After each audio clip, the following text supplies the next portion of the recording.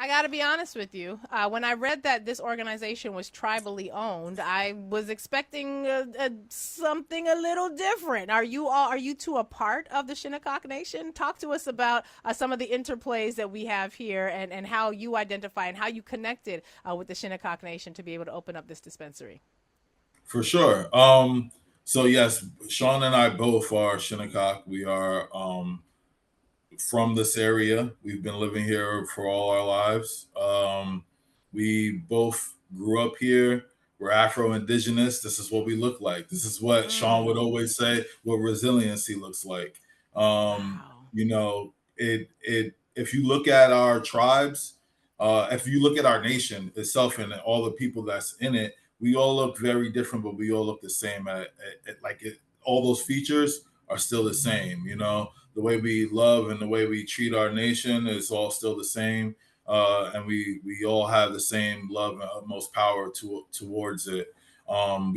We all look different, man. This is what we look like, there This is one of those moments where you learn. You never know what you're going to experience when you live on air. And exactly. yeah, and I have heard of Afro Indigenous before. I have visualized in my mind, and this is gonna tick. I know I have at least one listener in the audience who's gonna be mad at me for doing this, and I know she's gonna be mad at me because I've done this before. But if Uh-huh. I were to see y'all in Bedford Stuyvesant, I'd be like, oh, that's Jay and Shine, and I would think Yes. Yeah. nothing indigenous other than Africanity indigenous. So you all are living, breathing in bodies that kind of defy what we understand as it pertains to who is indigenous in this society. This is absolutely phenomenal, and I'm I tickled love it. tickled brown. I was gonna Yeah. say tickled pink, but that ain't my. I might be light skinned. I don't think that's I how it love works. it though.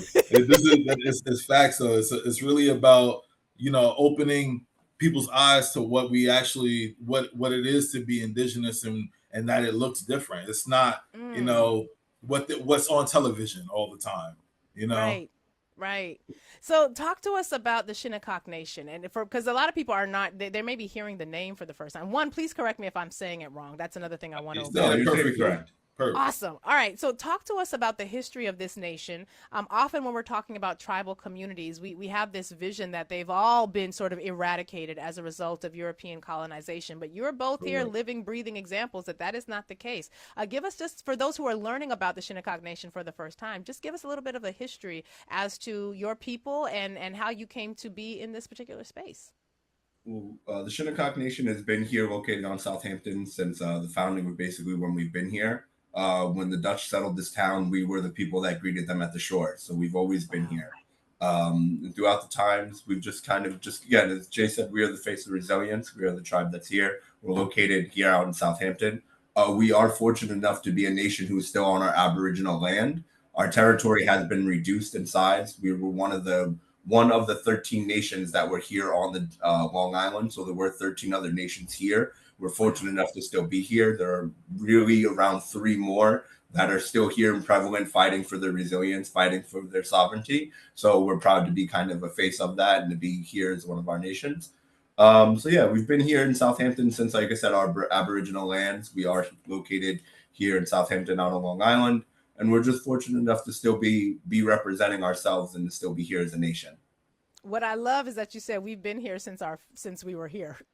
Like there is Yeah. no starting here. There's Well, no that's Very always the since. true. question. It's like, how did you guys get here? And it's like we've been here. We've Like been here. literally, the Southampton town seal is the Dutch greeting us. You know what I mean? So Mm, to say, when did we get here? It's like I don't know. You know what I mean? Like we've this is been our here since we've land. been here. Like Yeah, since we were yeah, people, we've been here. I love Exactly. exactly. this. I love this. I'm so grateful for this moment, for this exchange, because y'all are opening my eyes. You're teaching me a lot, and that's one of the reasons I love doing this show. But you all, in addition to being a part of the Shinnecock Nation, you are also the folks who are spearheading the effort of Little Beach Harvest, and this is a tribally owned and operated cannabis dispensary. So, can you explain what it means to have a dispensary that's tribally owned? Oftentimes, we talk to people who are private owners of their dispensaries. Give us a Right. sense as to how that might differ for a dispensary that's tribally owned. Well, for the biggest parts of that, it's really a, a lot of community involvement. Mm, We had to adhere to the nation itself. Everything, even this whole plan, this whole project, was brought to the nation and approved by the nation. It wasn't just an individual saying, hey, let's just put up a dispensary now that you can. It was brought to the whole tribe as a collective to vote upon it and to see if it was deemable to be something represented by the nation as well, because we have to deal with a stigma and the way it would look on the outside world of a Native American tribe divulging itself into cannabis, which already has its own stigma to it, alone being Afro-Indigenous and onslaught. So it's really a community thing and a real even like the events and the things that we do here, we bring it to the nation and it's talked about beforehand. That way it's agreed upon by everybody and it's a community thing, So with that goes to our products, that goes to our community, that goes with everything. We're really a small knit area. It's about, I would say, 1,000 of us, still around. So it's important to work together.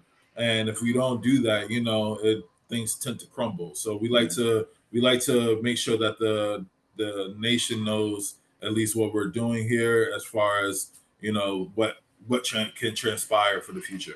Little Beach Harvest is a huge economic opportunity for our tribe. It's been very hard for our tribe to organize and come up with economic developments and economic projects that benefit the tribe as a whole. Right. And one thing that this project and the nation was really strong about was providing an opportunity for the tribe and providing an opportunity for the nation. One of the biggest stripes in Native country is economic development. It's one thing to call yourself a sovereign nation, and then it's one thing to be able to provide for your nation and for your people. And Little Beach Harvest is an example of us actually coming to fruition on an economic development project and creating an opportunity to create some sort of economic stability for our nation. Absolutely. So one of the things I love about this, we practice Kwanzaa every day here on this show. And today's Kwanzaa principle is Umoja. That's the unity principle, which says that we strive for and maintain unity within the family, community, nation, and race. And it sounds as though the Shinnecock Nation, your approach to, one, allowing this dispensary to come into fruition and seeing it as an economic vehicle that's not just for your personal benefit, but for the economic benefit of the whole. That to me feels like a model that is so transformative. Yes, of course, when it comes to cannabis, but really when it comes to any financial endeavor that would have an impact on all of us, be it reputation, be it financial capacity. This to me feels like a real model for how other groups might want to also consider approaching this sort of effort. Talk to us a little bit about how you were able to secure buy-in. One of the challenges that I've seen with a number of dispensary owners that we brought on is that, there's sometimes a tension between the dispensary owners and the community. And I know that when we started seeing cannabis legalized in spaces in Brooklyn, for example, or even when I've traveled across the country, there is sometimes a real frustration or a disconnect between generations. Even like the elders are like, I can't stand smelling all that devil's lettuce when I'm walking down the street. Yeah, facts. That was a big thing. Talk to us about how you were able to curate that.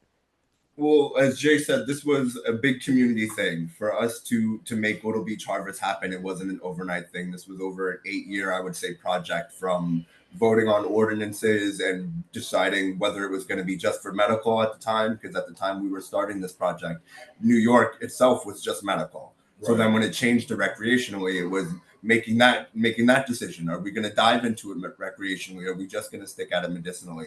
It was really hearing all the different views and opinions on it and coming together and voting collectively as a unit. And that was just within the tribe itself. So we, being here in Southampton and having our sovereignty, but also having to deal with the community at large that is Long Island, we also have to see, where does the Southampton community feel about cannabis? Where is Long Island on cannabis? How do we fit into that fold? You know what I mean? Because again, it's not just about creating economic development here, but our customer base is the community. It is Long Island.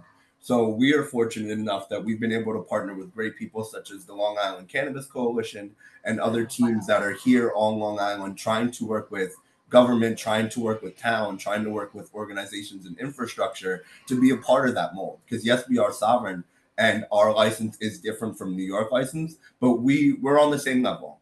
We want to comply. We want to do it, if not better than how they're doing it. We want to, you know what I mean, be on the same level playing field as all of them. So being able to partner with people like the Long Island Cannabis Coalition and to be in the general fold of what's happening on cannabis on Long Island was something that was very important to us and something that we're fortunate enough to be a part of as well. Yeah, absolutely. And a lot of the stabilization and making this work is having our tribal members be a part of that, as far as starting up their own brands and their own entrepreneurship and flowing into this area, you know, because most of our brands here are actually tribally owned and developed on their own sites within flower, vapes, gummies, all that, creams, topicals, tinctures, you know. So it's all about starting up your own people, and that's what this building is really meant for and what it's about, and then giving back into our community and into our area with the people that need it, not only within our community but the outside community as well,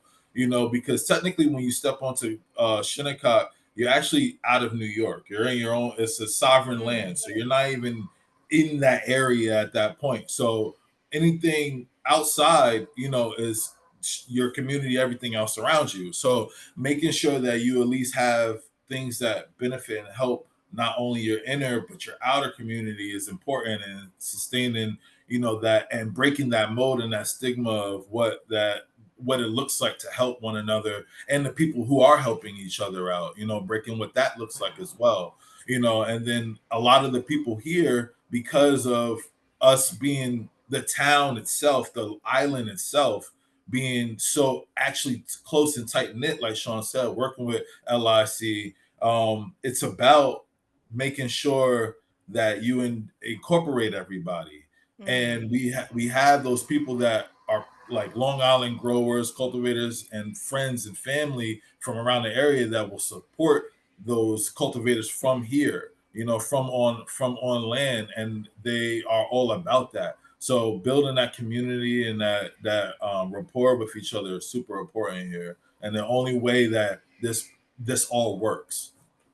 You know, my only regret in this particular moment is that we're so many years into Flower to the Yeah, People before we're first encountering all of you, or both of you, or all of you. I'm gonna say all of you, because you very much are representing yourself as a part of a broader entity and a broader people, and that to me, it hits my heart kind of hard, because it feels like that you all have been able to retain some things that people who perhaps are not Afro-Indigenous but are part of the Pan-African community have not necessarily been able to institutionalize in the same way. The collaborative approach to thinking about how this particular venture was going to impact your community, the collaborative approach to providing products to be sold so that the community can continue to benefit. It's very, I mentioned Umoja, but it's also very Ujima, collective work and responsibility, Ujamaa, cooperative economics. And this feels like one of the more holistic approaches to a very yeah, holistic field that I have seen. And I've been having these conversations every week for the past 4 years. So I'm yeah. Everything fascinated. happens in time. You know what I mean? Yeah. It took, like Yeah. I was saying, and like Jay said, it took us a long time to be able to get to this position and be able to have this conversation with you. And if things didn't align the way that they did, who knows if we would be having this conversation. So we're just happy and again blessed to be Yeah, in this position. absolutely. We don't take it for granted, and we're just going at this with full steam to again spread the name of Shinnecock, spread the name of Little Beach Harvest, and again try to generate and create this community and become a part of the community. We know Yeah, that this community is out there, and we've been trying to create an opportunity to provide something worthwhile or to be able to present something that represents us and represents our tribe to the fullest. So now that we're here in this position, we're just again excited for these opportunities and grateful for these opportunities to have these conversations. So let's talk about the products at Little Beach Harvest. We have just a few minutes left. You mentioned vapes, flour. Give us a yeah, sense as to the range of products that you provide. And because you're sovereign and not New York, are you right. also limited in your ability to distribute the products? I know, like, if I talk to a Maryland dispensary, they can't mail anything outside of Maryland. If I talk to a New York dispensary, they can't mail anything outside of New York. Do those sorts Right. of rules also apply to the Shinnecock Nation as well? So in we basically first off we have a first wide range of products. That's what we hone in on. We have the flower, we have vapes, we have our own gummies. We're starting our own topicals. We want to look into the whole beverage side of everything, So we're looking into distributing and creating all those things for ourselves and employing other members of the nation to become that sustainable drive to support other nations. Actually, we're looking to become a distributing factor, make Little Beach Harvest and put it in other places that we're allowed to, that other tribes that have a trade agreement with us, we want to be able to branch out to them, and help them support. We right now we aren't doing like out of state things. It's really with our inner New York State tribal, like I said, the people who have signed that trade agreement with us, to be able to distribute with or take in their products. So it's really about those that realm in there. Wow. Yeah, we're just now kind of diving into those different projects and growing as we expand. So again, as we continue to build these relations, we've been speaking to a lot of people on the West Coast, a lot of tribes on the West Coast that are interested in what we're doing in our cannabis movement and how things are starting to grow for them. Because yes, cannabis has been legal on the West Coast for a long time, but a lot of tribes haven't really had access to cannabis. A lot of tribes haven't really had access to the knowledge, to the infrastructure, and those kind of things. So now they're kind of getting up to speed, and we have, like I've said, have been fortunate enough to be in this position to kind of bridge those gaps. So as Jay was saying, product-wise, we are staying kind of within the New York kind of area, but we're building those relations with tribes across the nation because, again, we want to have Little Beach Harvest products in tribal dispensaries around the nations because other tribes are starting to exert their sovereignty. Other tribes are starting to step into this cannabis space and starting to fight against that stigma and say, hey, there's a lot of money to be made in cannabis. And a lot of money has been generated within cannabis. And a lot of that money should go to the minority faces that were, penalized for cannabis for so many years. And that's what a lot of New York State, at least New York State, has been trying to do a good job of putting those people first, the marginalized people that were affected by, the war against cannabis and the war on drugs. So we're trying to fit into that space and just trying to right the wrongs that has been happening for so long. Absolutely.